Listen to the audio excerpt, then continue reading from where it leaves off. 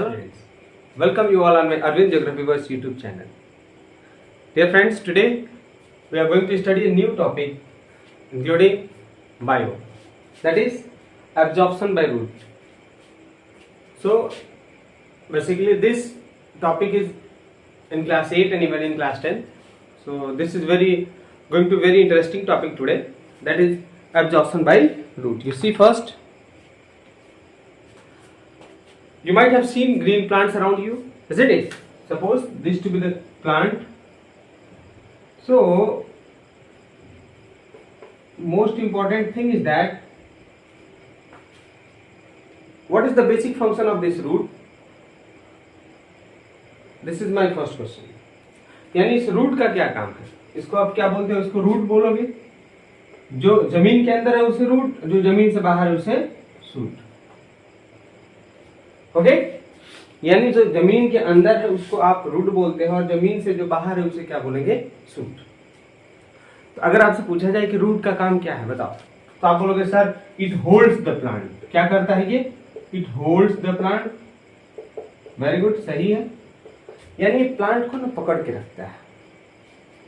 दूसरा फंक्शन जो और इंपॉर्टेंट है वो क्या है? Second function it absorbs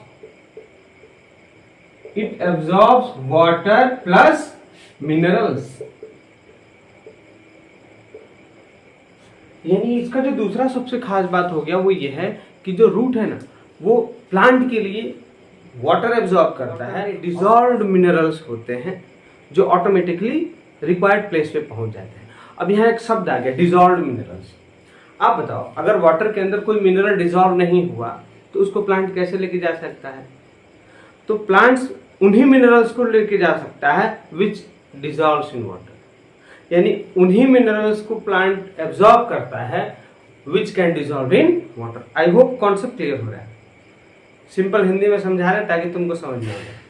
okay, आप देखिए इसमें है क्या? First it holds the plant, एक फंक्शन हो गया. दूसरा फंक्शन हो गया एब्जॉर्ब्स वाटर एंड मिनरल्स, ये दूसरा फंक्शन है. First function it holds the plant, second absorbs water and minerals. ये अब देखो एब्जॉर्ब करेगा वाटर और मिनरल, वो कैसे एब्जॉर्ब करता है उसके लिए एक मैकेनिज्म है, ठीक ना. अब जैसे रूट्स ने एब्जॉर्ब कर लिया वाटर और मिनरल, अब रूट्स एब्जॉर्ब करके लेके जाएगा जाइलम वेसल्स तक. कौन से वेसल्स हैं? आप दो कंडक्टिंग टिश्यूज पढ़े होंगे, जाइलम और फ्लोएम. बेसिकली जाइलम जो होता है वो वाटर और एब्जॉर्ब मिनरल्स को रूट से लीफ तक पहुंचाता है. कहां तक पहुंचाएगा? लीफ तक. Xylem transport water and absorb minerals from the root to the leaf. Function clear? It is a conducting tissue. Second phloem, हमने बात किया वाटर और जो मिनरल्स थे basically this are raw material. ये रॉ मटेरियल है, आप याद रखेंगे. अरे कच्चा है ना, ये तो खाना बनाने में इस्तेमाल हो रहा है तो इसको आप रॉ मटेरियल बोल रहे हो. अगर उसके ठीक अगर हम एक कदम आगे बढ़ें, हम बात करें फ्लोएम के बारे में. किसके बारे में? फ्लोएम. तो ये वाटर यहाँ से एब्जॉर्ब और मिनरल होके गया लीफ में. सनलाइट के प्रेजेंस में, क्लोरोफिल के प्रेजेंस में, that water mineral along with the sunlight and chlorophyll is converted into glucose. किसमें कन्वर्ट हो जाएगा वो? ग्लूकोज में. अगर आपसे क्वेश्चन पूछे कि लीफ का फंक्शन क्या है, तो लीफ का फंक्शन है प्लांट के लिए फूड बनाना. कैसे? By photosynthesis. ओके, तो प्लांट्स के लिए फूड बन गया यहाँ पे. Now what is the basic function of phloem? Phloem जो है ना वो अब यहाँ जो लीफ में बना हुआ भोजन है उसको प्लांट के हर एक बॉडी पार्ट में डिस्ट्रीब्यूट करता है. क्यों डिस्ट्रीब्यूट करेगा हर एक बॉडी पार्ट में? अब रूट को भी भूख लगेगा, वहां के जो सेल्स हैं उनको जरूरत होगी एनर्जी की, तो वहां नीचे आएगा. मान लो अगर एपेक्स पे कोई टिश्यू है या सेल है उसको भूख लग गया, यानी वहां पे अगर चाहिए ग्लूकोज तो वहां ये लेके जाएगा. कौन? Phloem. Phloem transfers the readymade food from leaf to different part of the body. तो अगर आपको देखा जाए तो जो जाइलम है वो तो सिर्फ ऊपर लेके जा रहा है वाटर और डिसॉल्व्ड मिनरल्स, तो ये यूनि डायरेक्शनल हो गया. लेकिन जो फ्लोएम है उसका क्या हो जाएगा? डायरेक्शन मल्टी डायरेक्शनल हो गया. तो ये किसके अंदर था? रूट के अंदर. हमने देखा root basically first it holds up the plant. Plant को बहुत तेज पकड़ के रखता है ताकि वो गिरे नहीं, हवा चले तो. दूसरा क्या इसका फंक्शन है? It absorbs water and minerals which are essential for the photosynthesis of the plant. ये दो इंपॉर्टेंट फंक्शंस आपको समझ में आए होंगे। अब हम आगे बढ़ रहे हैं। नेक्स्ट, रूट्स यानी कि अगर हम बात करें रूट्स इतना एक इंपॉर्टेंट ऑर्गन है प्लांट्स का, तो उसके कुछ क्या कैरेक्टर्स हैं उनको देख लेते हैं हम। First, it should have large surface area. Large surface area, आप देखोगे बालसम इसका एग्जाम्पल है, जिसमें जो रूट हेयर्स बहुत ज्यादा होते हैं। अब देखो, एक रूट हो, ये रूट ए हो गया, ये डिफरेंस क्या है दोनों में? What is the major difference between root A and B? देखो, रूट ए में रूट हेयर्स कम है। अब आपसे क्वेश्चन पूछे रूट हेयर्स क्या है? Root hairs are elongation of epidermal cell. जो बाहरी सेल होते हैं ना रूट्स में, उनका इलोंगेशन होता है रूट हेयर। अब देखो, यहाँ रूट हेयर ज्यादा है, यहाँ रूट हेयर कम। रूट हेयर ज्यादा होता है, इससे सरफेस एरिया रूट्स का बढ़ जाता है। अब अगर सरफेस एरिया बढ़ गया तो एब्जॉर्प्शन के लिए एरिया बढ़ गया, यानी to increase the surface area for absorption of water and mineral, यानी रूट हेयर का फंक्शन क्या हुआ? To increase surface area. क्या हो गया? सरफेस एरिया ये कौन करेगा? Root hairs. आप इसको लिखते जाएगा, ठीक ना? सरफेस एरिया बढ़ाने का काम किसका होता है? रूट हेयर्स का। अब चलो इसके पैरेलल अगर हम बात करें, ह्यूमन बॉडी के अंदर कुछ बताइए जो सरफेस एरिया इंक्रीज करता है हमारा। सबसे अच्छा एग्जांपल हो गया इंटेस्टाइन के अंदर पाया जाने वाला विल्लाई। विल्लाई also increases the surface area for absorption of the digested food. हमारे इंटेस्टाइन में मिलता है, वो भी आप याद रखेंगे। बायो के स्टूडेंट हैं तो सब याद रखना होता है। Okay, now when we talk about the second point, second point इसमें हो गया it should have cell sap, यानी इसके पास जो सेल सैप होना चाहिए ना ऑफ हायर कंसंट्रेशन।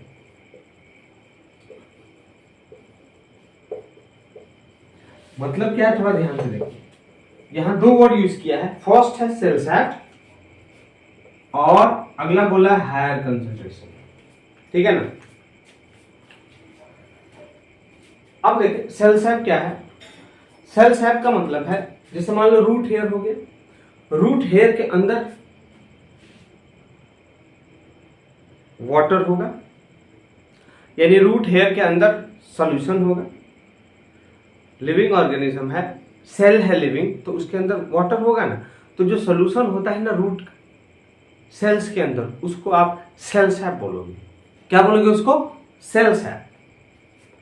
अब देखिए इससे बेनिफिट क्या है।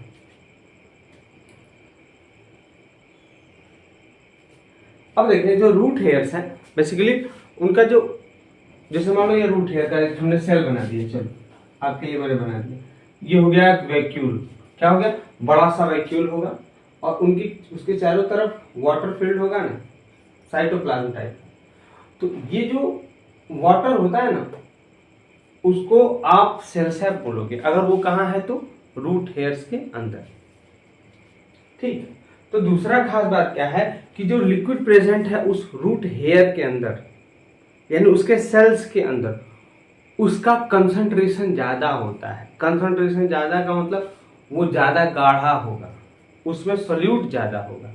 मतलब अगर हम शरबत बनाएं तो उसमें चीनी का मात्रा ज्यादा होगा, शरबत में चीनी का मात्रा ज्यादा होगा। अब ऐसा करने से फायदा क्या है? देखो, अगर उसका कंसंट्रेशन ज्यादा हो गया तो जो रूट हेयर्स है ना, वो अगल बगल के जो उस रूट हेयर के आसपास में जो सॉइल पार्टिकल होंगे जिसके अंदर वाटर मॉलिक्यूल्स होंगे, वो पानी के मॉलिक्यूल होंगे ना, वो सेल सैप अगर ये गाढ़ा है रूट हेयर के अंदर तो ऑटोमेटिकली खींच के अंदर चला आता है। क्यों अंदर चला आता है? क्योंकि वाटर हर जगह सोचता है कि कंसंट्रेशन बराबर हो। अब बाहर जो सॉल्यूशन है उसका कंसंट्रेशन गाढ़ा है, यानी रूट हेयर से बाहर जो सॉल्यूशन है ना वो कम गाढ़ा है, और रूट हेयर के अंदर हमने बोला कि जो सेल सैप है वो ज्यादा गाढ़ा होना चाहिए। तो automatically water moves from area of high concentration towards the low concentration. मतलब खुद का अगर हम बात करें, देखो अगर आप देखोगे कि सॉल्यूट का कंसंट्रेशन कहाँ ज्यादा है, तो सॉल्यूट का कंसंट्रेशन तो रूट सेल के अंदर ज्यादा है, और जो बाहर है ना उसमें जो सॉल्यूट का कंसंट्रेशन है वो कम है। इसलिए ऑटोमेटिकली ये गाढ़ा है ना, तो ऑटोमेटिकली बाहर से पानी खींच के सेल के अंदर आ जाता है, और वो हम बोलते हैं कि रूट ने पानी एब्जॉर्ब कर लिया। एब्जॉर्ब क्या किया, ऑटोमेटिकली पानी आ गया है। क्यों? क्योंकि इसका सेल शेप ज्यादा है, इसके मतलब कि इसके अंदर जो सेल शेप है ना, इसके अंदर जो पानी है वो ज्यादा गाढ़ा है, और जो बाहर पानी है वो कम गाढ़ा है, तो ऑटोमेटिकली पानी इसके अंदर घुस जाता है। अब ये घुस गया और फिर ये ऊपर जाने लगता है। तो दूसरा सबसे खास बात होता है रूट के लिए क्या, it should have high concentration, यानी उसके अंदर जो लिक्विड प्रेजेंट है वो ज्यादा गाढ़ा होना चाहिए। आप उसको लिक्विड को क्या बोलते हो, सेल शेप, और उसका कंसंट्रेशन क्या होना चाहिए, हाई। अब सवाल है क्यों, टू प्रमोट वाटर एब्जॉर्प्शन, कुछ नहीं है, पानी के एब्जॉर्प्शन को बढ़ाने के लिए ऐसा किया जाता है। ओके, आई होप आपको समझ में आ गया होगा। 2 पॉइंट। अब अगला जो लास्ट पॉइंट है इसके लिए वो क्या है, root hair should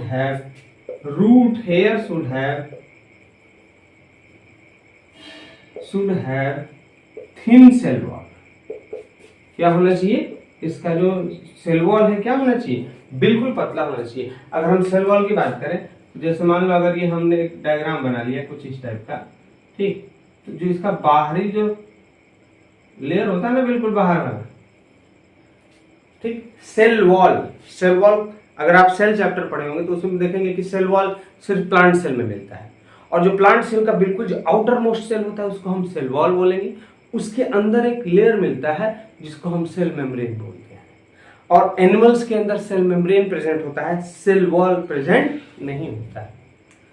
sell wall की वजह से ही जो लकड़ी है ना वो हार्ड होता है, कड़ा होता है। हमारे यहाँ सेल वॉल होता है ना तो बिल्कुल स्टिफ लकड़ी की तरह ये हार्ड होता है, लेकिन हमारे अंदर क्या है, सेल मेम्ब्रेन, इसलिए इलास्टिक है।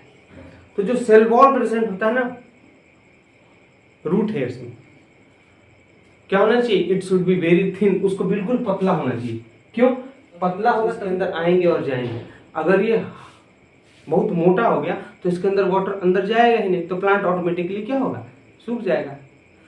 तो रूट्स के अंदर अच्छी बात क्या है, they should have thin cell wall to promote free passage of water and dissolve minerals, यानी पानी और जो डिसॉल्व मिनरल्स है वो रूट के अंदर आए और जाए, सेल वॉल उसमें हिंड्रेंस पैदा न करे, उसके बीच में रुकावट न बने। आई होप ये आपको समझ में आया, ठीक है ना। अब अगर हम बात करें सेल मेम्ब्रेन, देखो पहला जो लेयर था उसे हमने बोला सेल वॉल, एकदम बाहर वाला, और जो सेकेंड वाला है ना इसको हम बोलेंगे क्या, सेल मेम्ब्रेन। क्या बोलेंगे इसको, सेल मेम्ब्रेन। सेल वॉल तो फ्रीली परमिएबल होता है, सॉल्यूट आया जाए कोई दिक्कत नहीं है, लेकिन जो सेल मेम्ब्रेन होता है ना दैट इज सेमी परमिएबल, ये भी पतला होगा और सेमी परमिएबल। अगर मैं इसको लिख दूं थोड़ा अच्छे से तो आप लोग थोड़ा रुक जाओ, थोड़ा देखो,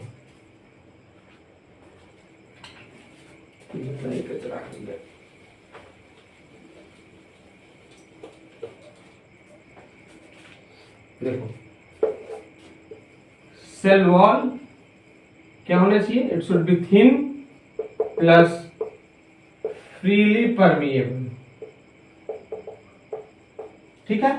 फ्रीली परमिएबल मतलब सॉल्यूट और सॉल्वेंट आएंगे जाएंगे, कोई रुकावट नहीं, ओके। डिसॉल्व सॉल्यूट, वाटर और डिसॉल्व मिनरल्स आएंगे जाएंगे। लेकिन वही अगर हम बात करें सेल मेम्ब्रेन की, तो जो सेल मेम्ब्रेन है ना अपना, दैट इज ऑल्सो थिन, ये भी पतला होता है, बट सेलेक्टिव परमिएबल।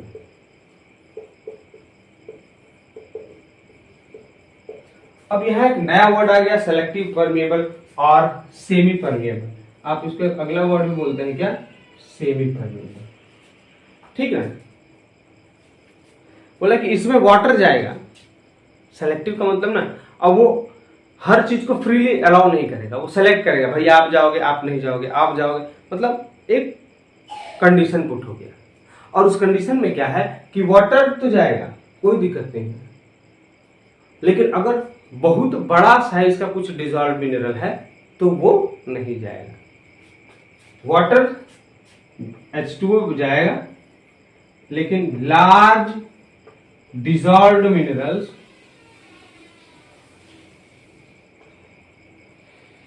नहीं जाएंगे। अब इनको रोक देगा, बोलेगा भैया बहुत बड़े हो आप, ट्रांसपोर्टेशन में जाइलम वेसल में आपको समस्या है, आप नहीं जाओगे। तो आई होप ये आपको समझ जाएंगे, लार्ज डिजॉल्व्ड मिनरल्स नहीं जाएंगे। ओके, तो ये था एक बेसिक कॉन्सेप्ट रूट का। हमने आपको किसके बारे में यहाँ पे बताया, रूट्स के बारे में बताया कि रूट्स का क्या फंक्शन है, कैसे वो वाटर को एब्जॉर्ब करता है। ठीक, root, cell wall, cell membrane, वहाँ से फिर जाइलम वेसल्स, वहाँ से फिर लीफ में जाएगा, चीज होगा, वहाँ के बाद फ्लोएम पूरे प्लांट बॉडी में इसको डिस्ट्रीब्यूट करेगा।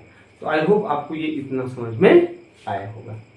ठीक है, अभी हम आगे पढ़ेंगे what is the need of water in the plants, यानी वाटर हम कभी से कर रहे हैं कि प्लांट वाटर सोखेगा, मिनरल्स एब्जॉर्ब करेगा। तो अब हम अगर देख लें कि वाटर की जरूरत क्या है, ऐसा है ना, what is the basic need of water in the plants, यानी पानी क्यों प्लांट्स इतना एब्जॉर्ब कर रहे हैं, उसके पीछे का जो रीजन है ना वो देख लेते हैं। क्या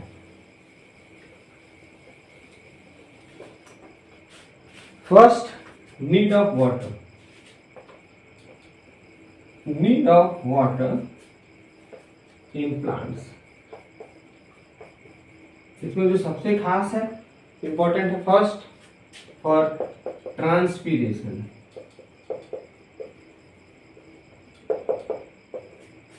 ट्रांसपीरेशन का मतलब क्या है, अगर आप कैसे डिफाइन करोगे transpiration, transpiration is the loss of water in the form of vapour, यानी थ्रू द लीव्स, यानी प्लांट के बॉडी से, चाहे वो रूट हो गया, सॉरी चाहे वो स्टेम हो गया, चाहे वो लीफ हो गया, वहां से वाटर का वेपर के फॉर्म में निकलना, उड़ना ही क्या है, ट्रांसपीरेशन है। किस जगह पे होगा, जहां गर्मी ज्यादा है वहां ट्रांसपीरेशन ज्यादा, जहां गर्मी कम है वहां ट्रांसपीरेशन कम। ओके, तो ट्रांसपीरेशन क्यों होता है, देखो जैसे मान लो अभी अगर हम बात करें ट्रांसपीरेशन के कम होने का कारण क्या है, सबसे इंपॉर्टेंट, फर्स्ट ट्रांसपीरेशन तभी होगा जब प्लांट के अंदर, अगर मान लो वातावरण ज्यादा गर्म है तो ट्रांसपीरेशन ज्यादा होगा, अगर वातावरण कम गर्म है तो ट्रांसपीरेशन कम। यानी ट्रांसपीरेशन क्या कर रहा है, प्लांट के बॉडी टेम्परेचर को, मतलब उसका जो बॉडी टेम्परेचर है प्लांट का, उसको कम करने का काम कर रहा है।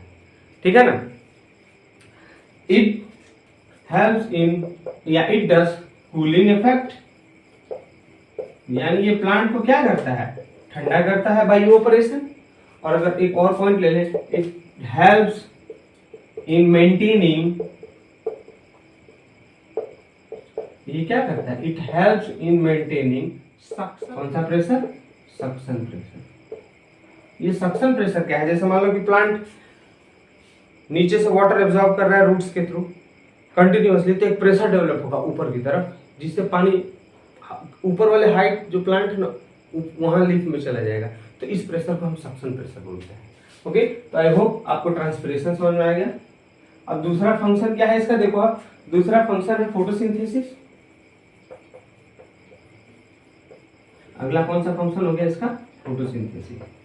फोटोसिंथेसिस क्या है, water is used as a raw material, यानी प्लांट क्या करता है, CO2 को लेगा प्लस वाटर को लेता है in the presence of sunlight और क्लोरोफिल, और क्या बनाएगा, ग्लूकोज, क्या बनाएगा, ग्लूकोज, और क्या रिलीज करता है इसके साथ, ऑक्सीजन। तो ये हो गया आपका फोटोसिंथेसिस का रिएक्शन। तो देखो इसमें वाटर एंड कार्बन डाइऑक्साइड, हम यहाँ पढ़ रहे हैं सिर्फ वाटर, तो water is used as a raw material. यहाँ वाटर किसकी तरह इस्तेमाल हो रहा है, रॉ मटेरियल की तरह, और बनेगा क्या, ग्लूकोज, बाई प्रोडक्ट क्या होता है, ऑक्सीजन। तो फोटोसिंथेसिस में हो गया। Now third is transpiration, transportation. Transportation, transportation का मतलब क्या है, देखो आप, ट्रांसपोर्टेशन का मतलब कि प्लांट्स में हमने क्या देखा, हमने देखा कि ये जो मिनरल्स का ट्रांसफर हो रहा है एक जगह से दूसरी जगह, वो वाटर डिजॉल्व्ड मिनरल्स ही ट्रांसफर होंगे, यानी जो पानी में घुल जाएगा ना वही प्लांट के बॉडी में सर्कुलेट कर पाएगा, और नहीं तो अगर मान लो सॉलिड फॉर्म ले लिया तो वो तुम्हें अटक जाएगा। तो पानी मतलब कि पानी जैसे शरबत हमारा है ना, शरबत बनाते हैं हम, उस फॉर्म में रहेगा तो इजीली ट्रैवल करेगा, अगर वो सॉलिड हो गया, जैसे नमक हो गया ना छोटा सा, या सैंड का पार्टिकल, तो वो कहाँ से ट्रेवल करेगा, जाइलम फ्लोएम में उतना दम होता है नहीं, वो अटक जाएगा, जहां बनेगा वहीं अटक जाएगा। ठीक, तो इसलिए सबसे खास क्या हो गया कि ट्रांसपोर्टेशन में मदद करता है कौन, वाटर। ठीक है ना। इसके बाद अगला है आपका कौन सा, ये डिजॉल्व फॉर्म होगा, किस फॉर्म में, डिजॉल्व फॉर्म। इसके बाद लास्ट है आपका mechanical stiffness, mechanical stiffness. Mechanical stiffness का मतलब क्या होता है, जैसे देखो गर्मी के दिन में आप देखोगे, अगर आपके घर जो फ्लावर होगा ना, फ्लावर प्लॉट्स में, पॉट्स में फूल होगा, अगर आप पानी नहीं दोगे तो देखोगे वो विल्ट हो जाएगा, टेढ़ा हो जाता है। क्यों, क्योंकि उसमें पर्याप्त वाटर नहीं है। अगर आप उसको पानी दे दोगे तो फिर वो स्ट्रेट सीधा खड़ा हो जाएगा। तो पानी है तो स्ट्रेट खड़ा है, पानी नहीं है तो टिल्ट हो गया। मतलब पानी उसको मैकेनिकल स्टिफनेस प्रोवाइड करा है, यानी अगर उसके सेल्स में पर्याप्त पानी है ना तो टर्जिड फोर्स बनता है, टर्जिडिटी प्रोवाइड करता है उसको, जिससे उसके हर सेल्स फूले होते हैं, जिससे प्लांट सीधा होगा। और अगर पानी की कमी होगी तो प्लांट मुरझा जाएगा, उस मुरझाने को हम विल्टिंग बोलते हैं। ठीक है ना। इट प्रोवाइड्स टर्जिडिटी, क्या प्रोवाइड करेगा, टर्जिडिटी टू द प्लांट। अब टर्जिडिटी दे दिया तो ये क्या करेगा, it will maintain its shape, maintain its shape. ये हो गया क्या, this is the rule of water. आप एक बार इसका स्क्रीनशॉट कर ले अगर चाहें तो। ठीक, this is the basic rule of water. तो हमने देख लिया, हमने यहाँ पे देखा what is the basic function of the roots, यानी रूट्स के क्या क्या फंक्शन है वो हमने देख लिया था, और वाटर की क्या जरूरत है प्लांट को। हमने बेसिक जो है ये एब्जॉर्प्शन बाय रूट, इस चैप्टर का ये पहला इंट्रोडक्शन वीडियो था। और बाकी जितने भी वीडियो प्रोसेस इन्वॉल्व है, जैसे इम्बिबिशन हो गया, डिफ्यूजन हो गया, ऑस्मोसिस हो गया, एक्टिव ट्रांसपोर्ट हो गया, टर्जिडिटी और फ्लैसिडिटी, इंडोस्मोसिस, एक्सोस्मोसिस, वो सारे टॉपिक बिल्कुल आसानी तरीके से हम लोग पढ़ेंगे, जिससे एक बार में पढ़ने पर समझ में आ जाए और लाइफ लॉन्ग आप 10th पास करने के बाद भी आसानी से समझ पाओगे। तो प्लीज स्टे ट्यून्ड।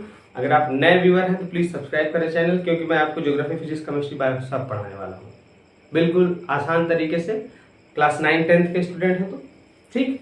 और प्लीज चैनल को सब्सक्राइब करें और अपने फ्रेंड्स को भी शेयर करें। थैंक यू, जय हिंद।